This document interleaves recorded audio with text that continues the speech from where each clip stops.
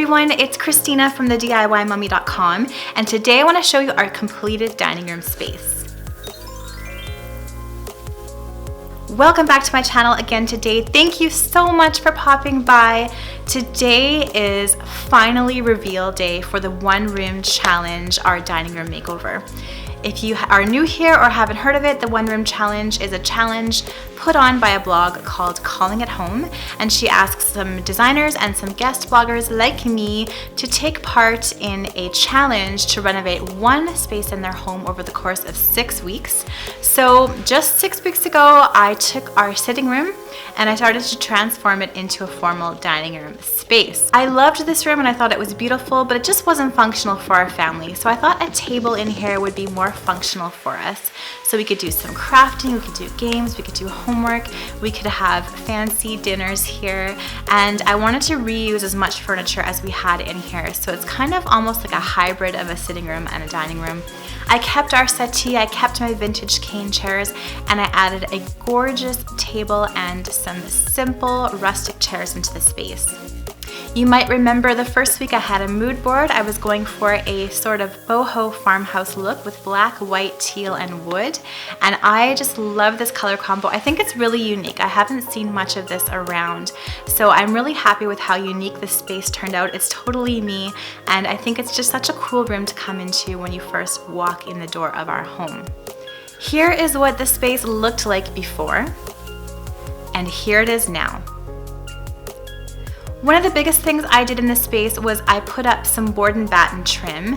This was a DIY, and I want to share with you guys how I did this on my YouTube channel soon. I will leave a link below to the tutorial on my blog. This was definitely the hardest part of the makeover. I definitely had literal blood, sweat, and tears at the end of doing this. I did it all myself. I had my husband help me with the archway. We did kind of an MDF in the arch, and it wasn't even, so we had to do some shims and things like that. But the rest I did myself with the crosscut saw, with the router, and some baseboard trim. It wasn't that hard, but it did take a long time. However, I think the impact of this board and batten trim in the room is just huge. I think it makes the space look more formal, it makes the space look more finished, and it just adds some interest to those walls. I kept the pink color in the upper third of my walls because I really love it. It's called Distant Valley by Valspar, and I think it's just like the perfect greenish, grayish, bluish color, and I just love how soft and how fresh it looks. And then I made the board and batten a color called Whisper White by Bear, which I think is a really great neutral white. It doesn't really have any undertones in it. I kept the settee that I've had for a few years. I know you guys are gonna ask me how people are gonna sit on there, how my kids are gonna sit on there and eat spaghetti. The answer is they're not. If we are gonna eat in here and the kids wanna eat on the couch, I'm just gonna throw a tablecloth over the white settee to make sure that it doesn't get wrecked. Otherwise, we'll just stick to sitting on it when we're doing crafts, non-messy crafts, or when we're doing games or things.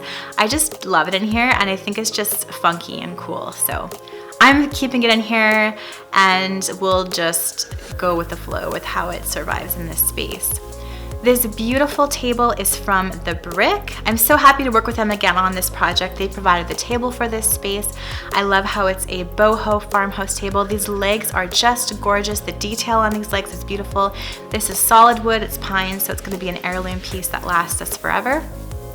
And then I love these bistro chairs. I've always wanted chairs like this, and I think they look really fantastic in this space. They're a nice contrast to that puffy white settee. They're nice and angular, nice and dark, so they kind of add a little bit of that masculine feel to the space, so the space isn't too frou-frou and fluffy.